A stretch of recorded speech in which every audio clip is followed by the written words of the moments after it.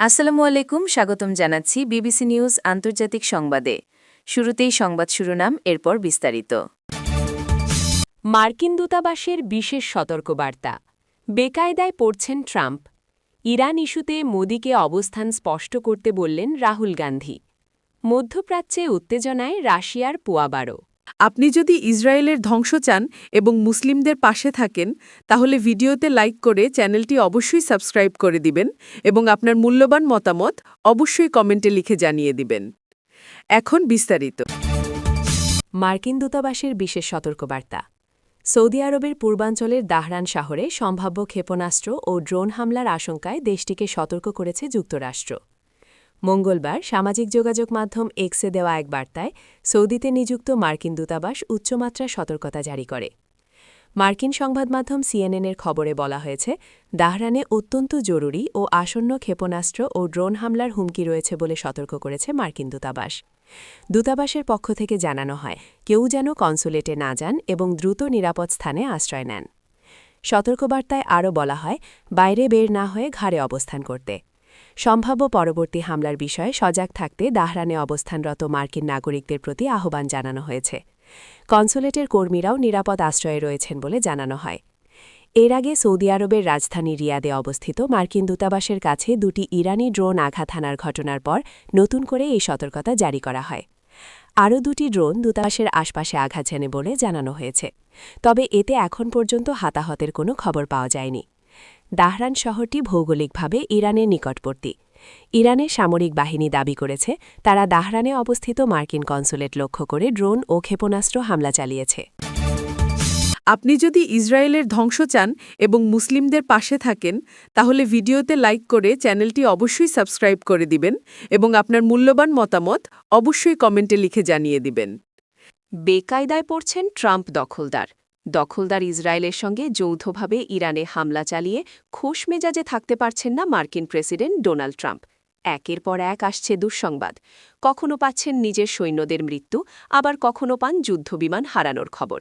নতুন করে তার সেনাবাহিনীর ক্ষেপণাস্ত্রের ভাণ্ডার ফুরিয়ে আসছে বলে খবর ছড়িয়ে পড়েছে।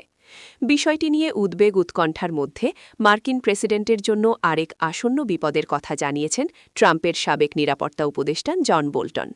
সাবেক মার্কিন কর্মকর্তা বোল্টন ট্রাম্পকে দেশের স্বার্থে এই যুদ্ধের যৌক্তিকতা তুলে ধরার আহ্বান জানিয়েছেন। ট্রাম্পের সাবেক নিরাপত্তা উপদেষ্টা ও জাতিসংঘে নিযুক্ত সাবেক রাষ্ট্রদূত বোল্টন বলেছেন, এই যুদ্ধ কেন মার্কিন জনগণের স্বার্থে, ট্রাম্পকে অবশ্যই তা জোরালোভাবে উপস্থাপন করতে হবে। ইরানের ওপর দখলদার ইসরায়েল ও যুক্তরাষ্ট্রের হামলার অন্যতম সমর্থক বোল্টন বলেন, আমি মনে করি বিষয়টি অত্যন্ত স্পষ্ট এবং এটি খুব কার্যকরভাবে উপস্থাপন করা সম্ভব, কিন্তু এখন পর্যন্ত তা করা হয়নি। যদি এই যোগাযোগের সমস্যাটি সংশোধন করা না হয়, তবে ট্রাম্পকে গুরুতর রাজনৈতিক সমস্যার সম্মুখীন হতে হবে। আপনি যদি ইসরায়েলের ধ্বংস চান এবং মুসলিমদের পাশে থাকেন, তাহলে ভিডিওতে লাইক করে চ্যানেলটি অবশ্যই সাবস্ক্রাইব করে দিবেন এবং আপনার মূল্যবান মতামত অবশ্যই কমেন্টে লিখে জানিয়ে দিবেন। ইরান ইস্যুতে মোদিকে অবস্থান স্পষ্ট করতে বললেন রাহুল গান্ধী। মধ্যপ্রাচ্যে যুক্তরাষ্ট্র, ইসরায়েল ও ইরানের মধ্যে বাড়তে থাকা সংঘাত ঘিরে আন্তর্জাতিক মহলে উদ্বেগ বাড়ছে। টানা হামলা পাল্টা হামলায় অস্থির হয়ে উঠেছে পুরো অঞ্চল। এই পরিস্থিতিতে কোটি কোটি মানুষ অনিশ্চয়তার মুখে পড়েছেন। এর মধ্যে প্রায় ১ কোটি ভারতীয় নাগরিকও রয়েছেন বলে জানা গেছে। এমন পরিস্থিতিতে ভারতের স্পষ্ট অবস্থান চেয়ে সরব হয়েছেন কংগ্রেস নেতা রাহুল গান্ধী। তিনি বলেছেন, নিরাপত্তা উদ্বেগ বাস্তব হলেও কোনো দেশের সার্বভৌমত্ব লঙ্ঘন করে হামলা পরিস্থিতিকে আরও জটিল করে তোলে। একতরফা সামরিক আক্রমণ যেমন নিন্দনীয়, তেমনি পাল্টা হামলাও সংঘাতকে আরও বিস্তৃত করে। রাহুল গান্ধী বলেন, সহিংসতা কেবল সহিংসতাকেই জন্ম দেয়। সংলাপ ও সংযমেই শান্তির একমাত্র পথ। তিনি মনে করেন, আন্তর্জাতিক আইন ও মানব জীবনের প্রশ্নে ভারতের নৈতিক অবস্থান পরিষ্কার হওয়া উচিত। ভারতের পররাষ্ট্রনীতি ঐতিহ্যগতভাবে সার্বভৌমত্বের প্রতি সম্মান এবং শান্তিপূর্ণ সমাধানের পক্ষে। বর্তমান সংকটেও সেই ধারাবাহিকতা বজায় রাখা প্রয়োজন। তিনি প্রধানমন্ত্রী নরেন্দ্র মোদীকে প্রকাশ্যে অবস্থান স্পষ্ট করার আহ্বান জানান।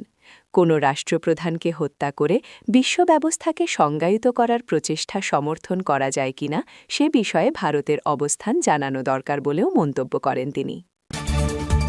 আপনি যদি ইসরায়েলের ধ্বংস চান এবং মুসলিমদের পাশে থাকেন তাহলে ভিডিওতে লাইক করে চ্যানেলটি অবশ্যই সাবস্ক্রাইব করে দিবেন এবং আপনার মূল্যবান মতামত অবশ্যই কমেন্টে লিখে জানিয়ে দিবেন। মধ্যপ্রাচ্যে উত্তেজনায় রাশিয়ার পোয়াবারো।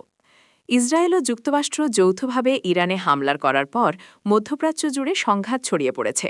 আঘাত পাল্টা আঘাত হচ্ছে ইরান, ইসরায়েল ও উপসাগরীয় দেশগুলোতে। পারস্য উপসাগর থেকে বিশ্বের 1/4 জ্বালানি সরবরাহ করা হয়, আর আরব দেশগুলো থেকে তেল ও গ্যাস বিশ্ববাজারে প্রবেশ করে ইরান নিয়ন্ত্রিত সরু পানিপথ হরমুজ প্রণালী দিয়ে। এই জ্বালানি করিডোর খ্যাত বন্ধ করে দিয়েছে ইসলামী প্রজাতন্ত্রের রেভলিউশনারি গার্ড কর্পস IRGC।